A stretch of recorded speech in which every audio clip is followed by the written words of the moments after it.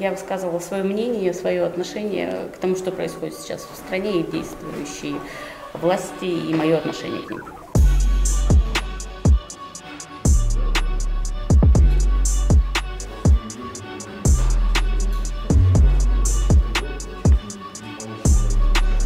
Был суд по поводу размещения мной в социальной сети ВКонтакте комментариев, в которых лингвист увидел признаки призывов к террористическим и экстремистским действиям. Удовлетворения от вынесенного приговора нет, конечно, учитывая то, что мы все-таки настаиваем на невиновности моей доверительницы.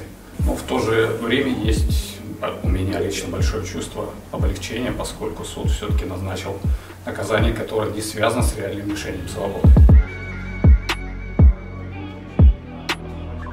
В них она выражала свое негативное отношение к действующей власти, к политике.